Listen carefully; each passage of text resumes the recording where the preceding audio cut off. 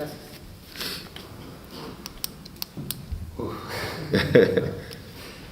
Para concentrarme un poco ya nada más en la pregunta y hacerlo rápido. Yo sí, y a lo mejor por deformación contestaría que sería la segunda opción. Dos cosas, y digo por eso por deformación. Desde el punto de vista como filósofo, debo confesar, realmente mi formación es como nietzscheana.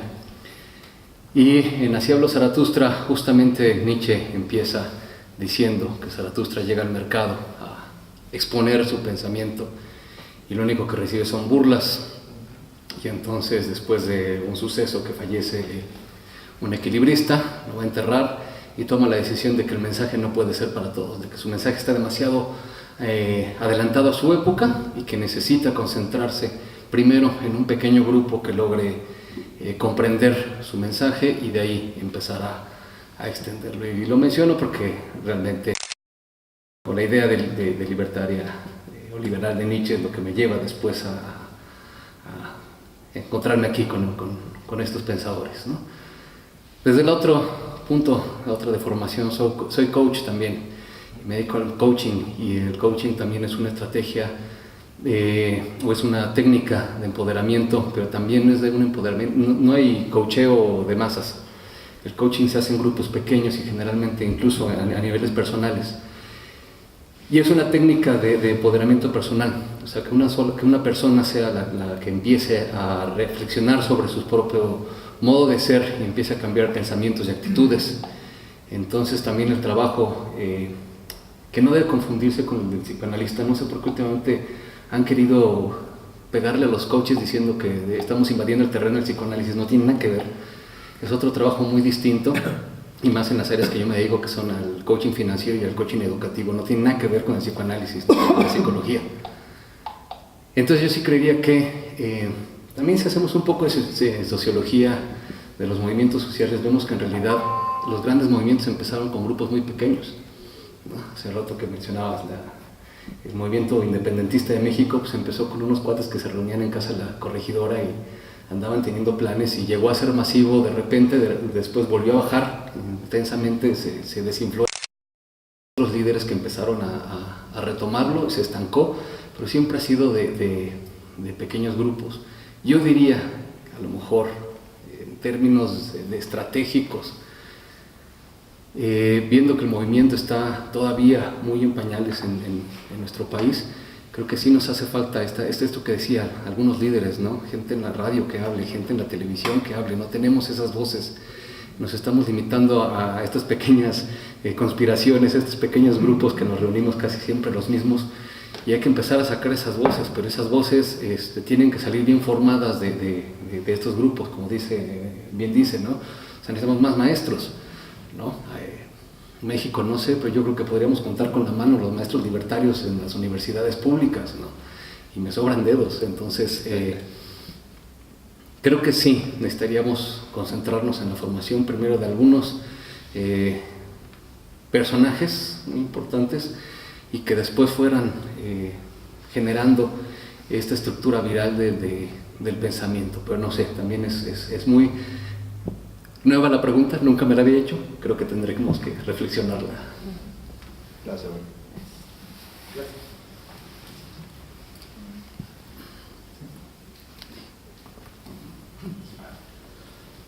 Buenas tardes, Santos Mercado. Primero para felicitarlos por sus ponencias excelentes, sus participaciones. Felicitar a Almaelas porque tan joven y metiéndose en estos asuntos.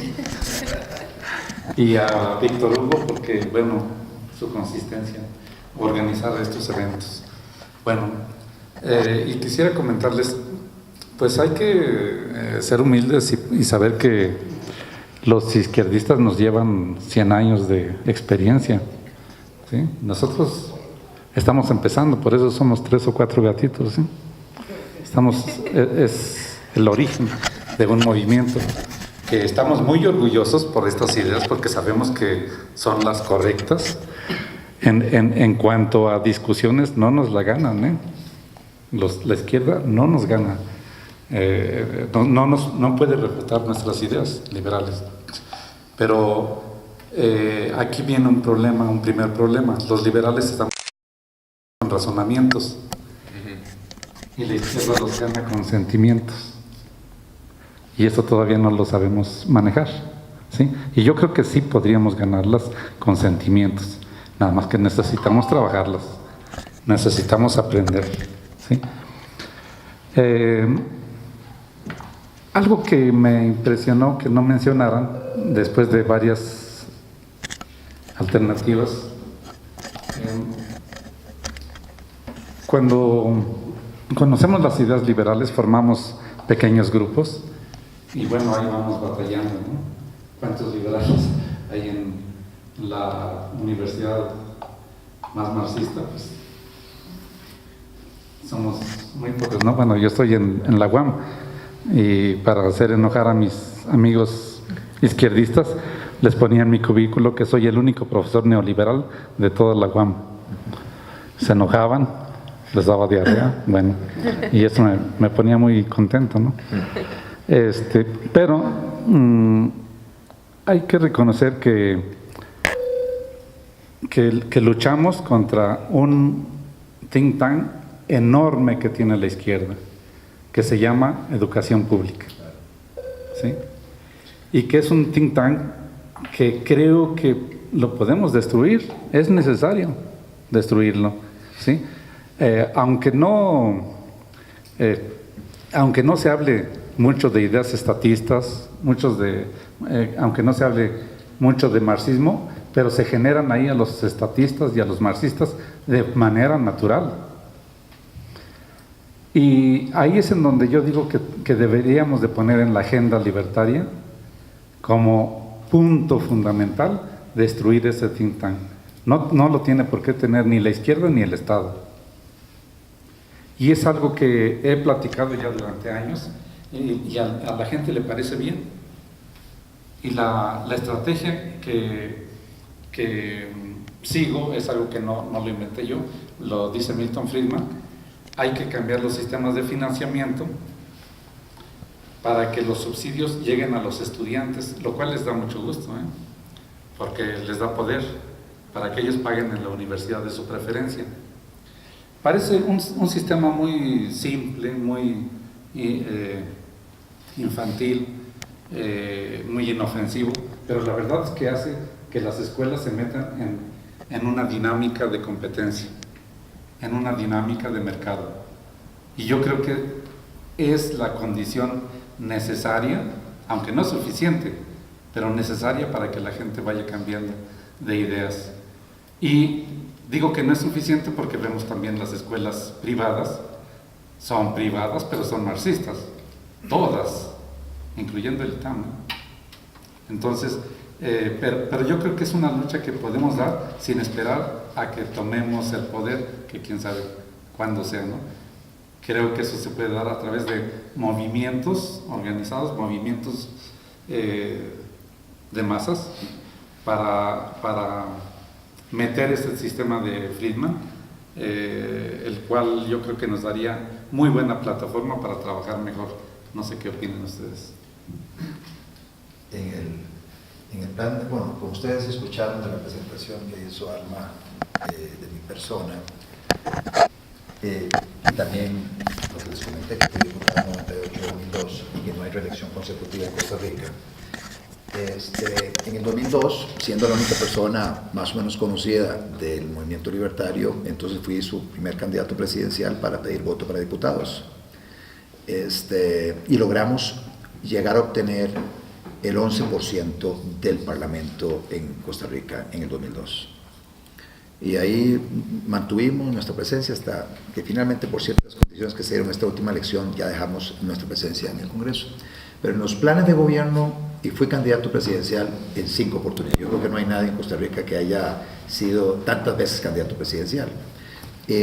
Especialmente las últimas 2 elecciones, la del 2014 y la del 2010, en el plan de gobierno detallo toda la reforma educativa que pasa por empezar a incorporar el tema de los vouchers educativos, empoderando a padres de familia y estudiantes a la hora de determinar a dónde matriculan a sus hijos, empezando en zonas rurales, rol a las asociaciones de padres de familia en la determinación de quiénes son los maestros, que ellos escojan a los maestros, que no se los imponga la Secretaría de Educación, por ejemplo, y también de flexibilizar los planes de estudio.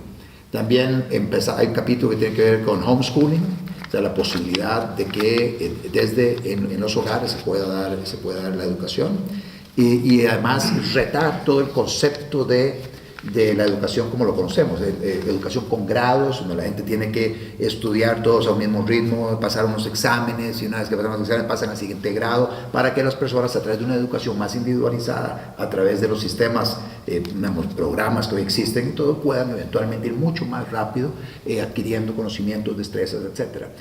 Todo eso estaba planteado en nuestro plan de gobierno, y disfrutaba mucho a la hora de presentarlo así en forma descarnada, con los sindicatos de educación, donde les daba un paro cardíaco a todos. Se lo presenté a don Óscar Arias Sánchez. Óscar Arias, como ustedes saben, Premio Nobel de la Paz en 87, fue presidente de Costa Rica 86-90, volvió a ser presidente 2006-2010.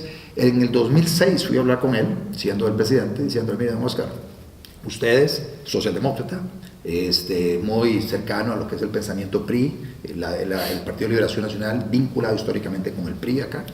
Le dije: mire, don Óscar, ustedes que han utilizado siempre a la socialdemocracia sueca como paradigma y como modelo a seguir, yo le invito a que mantenga su tesitura, a que sí, no están los suecos. Y entonces el tipo me volvió a ver: bueno, pero ¿qué le pasa a usted? No, es que me parece que en materia educativa han hecho una revolución interesantísima, Suecia. Y esto lo aprendí conversando con Mauricio Rojas, y leyendo a Mauricio Rojas en el libro también del Estado benefactor al Estado facilitador o posibilitador, donde básicamente nos explica que hoy no hay en Suecia una sola escuela y colegio en manos del Estado, que están ahí en manos de las municipalidades y de organizaciones como sin fin de lucro, y a través de los vouchers educativos el padre de familia escoge a dónde matricula a sus hijos. En salud existe algo parecido. Entonces le decía: mire, lo que pasa es que ustedes se quedaron con la socialdemocracia de los 70s y 80s. Ustedes debieran explorar qué es lo que está pasando, si ese es el paradigma que ustedes siguen, qué es lo que han estado haciendo los países nórdicos en esa materia. Inclusive hay experiencias interesantísimas, la de Estonia con Mark Ladd, y cómo Mark Ladd, siendo un profesor de historia, un país absolutamente colapsado, con el único libro occidental que había leído, que era Free to Choose de Milton Friedman, llega y empieza a aplicar en Estonia lo que decía aquel libro, creyendo que eso era lo que explicaba por qué Estados Unidos era lo que era, para luego darse cuenta que no era, porque aplicaba a Milton Friedman como lo señalaba en su libro. Entonces hay experiencias lindísimas que uno puede ver de políticas públicas que están funcionando para venderlas, y me parece, estaba viendo los títulos de sus libros súper sugestivos, de esos que cachetean, que invitan a discutir sobre ellos, y el solo hecho que nos pongamos a discutir sobre ellos, ya hay una gran utilidad con el propósito de ver de qué manera empezamos a cambiar política pública, porque yo comparto con usted, estamos enfrentados a ese think tank. Recientemente quedó evidenciado, por ejemplo, en las guías de educación cívica en nuestro país. Todas las escuelas y colegios, incluidos los privados, tienen que aplicar esas guías cívicas. Básicamente se decía que inclusive que la tecnología afectaba el desarrollo de las personas, que la tecnología era algo que debía ser rechazado. Decían que el Partido Acción Ciudadana, el partido que está en el poder, era el partido que defendía, que luchaba contra la corrupción. Ergo, todos los demás son un montón de corruptos. Solo ese partido era el que luchaba contra la corrupción. Que el liberalismo es malo, el socialismo es bueno, que el capitalismo es malo, el socialismo es bueno, que buscar el lucro es algo de lo más diabólico que pueda existir en la sociedad, etc. Todo eso se desprende de los programas educativos. Y luego además tenemos las universidades del Estado, las dominantes son pagadas por todos nosotros, unas transferencias pero multimillonarias a las universidades del Estado, donde usted tiene a todos aquellos que salieron de la época de Salvador Allende, salieron y se enquistaron en todas las universidades latinoamericanas, las nuestras también, y desde ahí impartían comunismo, socialismo, y nos lavaban el coco a todas las personas que estábamos allá. Yo soy graduado de la Universidad de Costa Rica, yo marché en contra de las universidades privadas, diciendo que era una inmoralidad lucrar vendiendo servicios educativos a quienes voluntariamente querían pagar por esos servicios educativos privados, y que el Estado tenía que mantener el monopolio de la educación superior. Bueno, eso lo comparto yo con estudiantes, con jóvenes, para hacerles ver de que no están condenados a seguir pensando mal toda la vida, que pueden cambiar. Pero sí, estoy totalmente alineado con lo que usted señala. Esa es una labor que tenemos por delante. Eso no sucede de la noche a la mañana. Ya la tecnología está avasallando eso. Ya hay maestrías virtuales. Ya hay gente utilizando el homeschooling y luego preparando a los estudiantes para que pasen el examen de bachillerato, porque ellos están educando a sus hijos fuera del sistema educativo. Lindísimo, cómo se está resquebrajando el sistema. Y ya hay colegios que están ensayando, por lo menos en Costa Rica, la educación sin grados. Yo estoy muy apenado, me tengo que retirar porque si no me van a poner la araña en ¿Y qué significa la araña? Que es el por el tiempo la pucha, no, del no, hombre. A mí me marcó 8:13. Yo creo que sigue. Después de las 8 ya no pasa. Acabo de preguntar. Hasta las 8 nada más hay que poner. Es que como dijo 8:13, pues bueno. Bueno, si no vamos juntos a que nos... si le ponen la araña, le pones la plataforma para llevar. Exacto. Bueno, o si no para verificar, aunque sea, porque sí me dejó un poquito inquieto el hecho de... Voy a llevar mi carro, si no la traes, el celular. El miércoles es hasta las 8 de la noche. Ok. El sábado sí hasta la hora de la mañana. Ok, bueno, muchas gracias. Bueno, entonces, esto es un tema que no quiero dejarlo que parezca como que quiero sembrar más controversia, porque yo sé que usted, profesor Santos, de por sí le encanta la polémica y que eso es súper positivo. Y además de coincidir con mucho de lo que plantea Otto, yo tal vez me diría 50 pasos para atrás. O sea, yo diría, más allá del modelo educativo, yo creo que hay una cuestión que tiene que ver con el pensamiento crítico, que tiene que ver con la capacidad del individuo de cómo concibe su entorno, de aceptarlo de una manera uniforme o de encontrar la forma de transgredir ciertos aspectos y en esa lógica plantear soluciones diferentes a ese mismo entorno del que estoy platicando. Y yo creo que parte de esta educación es la colita operativa o funcional de cómo ha sido el tránsito histórico y cultural de un Estado católico que viene desde la época de la colonia hasta cómo un Estado autoritario laico se beneficia de muchas partes de esa herencia de cómo funciona la relación entre el Estado y el individuo en términos de su toma de decisiones, y que la cultura y la educación es parte fundamental en torno al mismo. Entonces, yo creo que más allá de todos estos elementos, que sin duda coincido, porque es la parte operativa, es la parte de la política pública, es la parte de la solución inmediata, yo quisiera ver en su momento cómo discutir, cómo empezamos a tener un pensamiento crítico en Latinoamérica en general, porque creo que es un fenómeno que lamentablemente está muy generalizado en toda la herencia del Imperio Español, y que en particular en México nos tiene a todos como perros persiguiéndonos la cola. Rápidamente, nada más. Gracias, ya dijeron que... Gracias. Hace unos años en un seminario sobre prospectiva educativa llegamos con varios pedagogos internacionales. Parece que hay un consenso en muchos estudiosos intelectuales de la pedagogía que para el año 2050 la escuela como la conocemos va a desaparecer completamente. Y puede parecer mucho, pero no es un cambio de golpe. O sea, no quiere decir que en el 2049 y del 2050, no. Quiere decir que en los próximos 30 años vamos a ver todo este tipo de fenómenos y va a empezar a desaparecer. O sea, esto que estamos viviendo, entonces creo que tenemos que estar adelantados al movimiento. O sea, tratar de reformar la universidad o la escuela pública como está ahorita, creo que sería una lucha inútil. Tenemos que empezar a ver qué es lo que viene, efectivamente. Y hay certificaciones por competencias, por ejemplo, México estamos todavía en pañales, pero ya estamos en eso, es decir, uno puede adquirir conocimientos y después ir a la SEP a certificarse y obtener una licenciatura. Eso ya tiene varios años en México funcionando. Entonces, creo que hacia allá vamos, ¿no? Educación en línea, homeschooling, efectivamente son el futuro, educación en empresas, ¿no? Que las mismas empresas, el proceso de capacitación del empleado le cuente como educación y después de unos años se certifique como, incluso como licenciado, como maestro puede ser, también son prospectos. Entonces, estamos hablando de 30 años muy importantes que en el ámbito de la pedagogía ya se está diciendo que el cambio es inevitable. O sea, 30 años y la educación, en la escuela que conocemos, a la que todos fuimos, ya no existirá más. Le damos, señor.